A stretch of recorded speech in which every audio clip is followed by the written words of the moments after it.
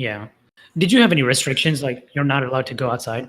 So I find it very weird as like so there I have to wear full shalwar kameez dupatta when you go to like bazaar, like sar pe bhi dupatta karo.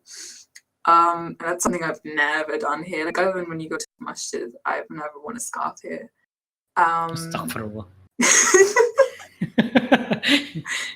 Oh god, yeah. Role model Kai. Kids who are listening to her, please don't do that. And that's just something I can get onto as I'm really not religious, so I've never identified with religion, and I find that sometimes conflicts with how Pakistani I want to be versus how Pakistani I can be. But I guess we could discuss that later. But yeah, I found that a bit weird. But it's like when in Rome, I found like that was part of my experience being super busy for those 2 weeks. Yeah, very true. But then when I got home, it did feel like a sense of relief. Like, wow, we have things that you take for granted in Western countries, like traffic lights, clean water. Yeah, and to your point, over here, people don't stare as much, so perhaps Yeah, that kind of no. mitigates a reason to. Yeah, that's the thing. So I did go out without a scarf on my head once to like my village bazaar, and like you get stared at. So it makes you want to wear it, Right. just because you don't want that kind of attention. Even the guys get stared at. Like I would get stared at. It's too good looking. Yeah, I hate that when that happens to me. What's your perception, Saif, going back to Pakistan, or maybe before that, I guess, coming to London and when you were 14? Like, was there a huge culture shock there? Okay, so the thing is, prior to moving here and like settling down here, I had been here like 3 times. 2 of those were basically when I was like early in my early teens. So I kind of knew the stuff that goes around here. Like I wasn't like completely alien to it. So there wasn't much of a culture shock moving here, right? Like initially, I guess it happens when you're that age. It kind of happens when you start going school, and then you basically realize how different things are. You know, because when you're in Pakistan, you obviously, even in your like an English medium school, you're used to basically speaking Urdu all the time. You move here, it's all like English and stuff, and you're not that confident in English. Like that's my personal experience anyway. Right. Culture wise, it wasn't that much of a shock. It's just like most of it came from my school life, which initially the first school I went to wasn't that great, to be honest. Because obviously I was new, so that's always a big thing. Yeah. Secondly, I wasn't that confident in myself or how I spoke, so I was initially very quiet and stuff. But I guess you just get used to it. So my parents are obviously probably took them more time, and I don't think they're completely, I guess, integrated yet. I feel like they don't feel as much pressure. Exactly, but as someone who goes to school and stuff and like interacts with people on a daily basis, it's a bit different, and you like kind of have to force yourself. So the accent is like a huge thing, I guess.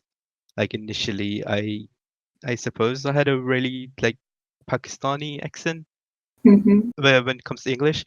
So I wasn't. I'm not saying like I was like forced to pick up on it if I did, but it like definitely was like a huge thing in the back of my head. Like I have to, start speaking in the way other people are speaking, just to, I guess, fit in, or I guess literally to not get laughed at school. Oh, people can be quite cruel.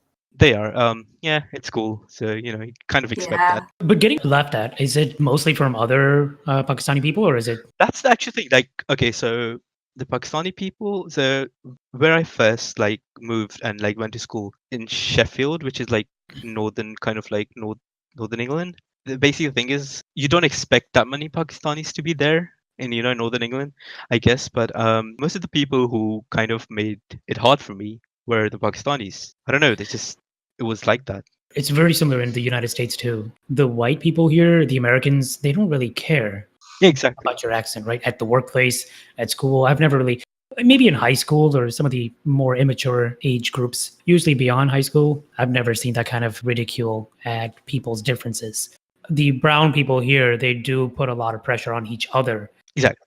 You fix your clothes, you don't look right. Or fix your hairstyle. Yeah, I have no idea why they, like brown people, try to make it harder for each other. It's supposed to be the other way around, but I actually did have it the other way around in that I was told, to stop trying to be white. Even my own dad, he was like, don't try and fit in with white people, because by the time you change so much that you realize you won't even be Pakistani enough to fit into your own community. That's something that really stuck with me. It's like sort of, what do I do? You feel like you've got one foot in each culture. But right now, it took a long time, but I feel like I'm really happy with the balance I have now. Yeah, so I can't, with the white people, you can never fully be, going out clubbing at 2 a.m. because that's just not going to happen. Yeah. Or with Pakistani ones, like, the super conservative, like, just stay at home and make rotiyan. I was never fully down with that either. So it's about finding a balance for everything, I'd say. And finding what makes you happy, because, like you said, even if you do get sort of heckled for it, at the end of the day, if listening to Pakistani music makes you happy, then who cares what you think? I think there's a certain age where you just stop caring Mm. about fitting in and just being more yourself. I don't know what that age is. I think it's different for every person. Yeah, for sure. I mean, you have struck a balance Yeah, for like I 3 years, but like once you go back, it's back to rotis. So Sad. Well, within that joke, there is a point. What I've noticed in myself, Kai, you guys might experience that too. Is I was just like you in the sense that I related more to the non-Pakistani side of my environment, and I chose to integrate more with non-Pakistani culture. It just kind of kept a distance, and then slowly over the years, it just became naturally more and more interested in my original background, just like trying to learn more about our culture. And now I'm like, I guess I would call myself maybe 50-50, but Yeah. I think it's different for every person. Unlike you, I wasn't born in America, so I feel like I have more of a reason to relate to the place where I was born. Whereas so you might settle at maybe 70-30, 70 English, 30 Pakistani. So for me, it's like so out of my siblings, I'm the only one who doesn't read Urdu.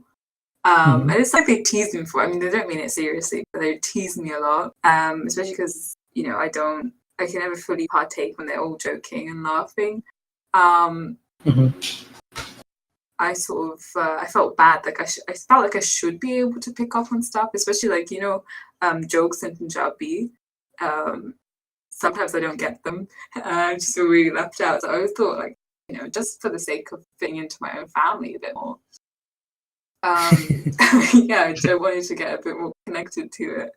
Especially since, okay, so I told you the people I went to school with, they were very, like, the not great type of Pakistani, but I had a gap year between when I finished school and started university.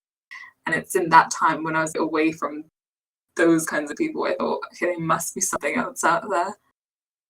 Yeah, that's when I found this balance of Western Pakistani culture.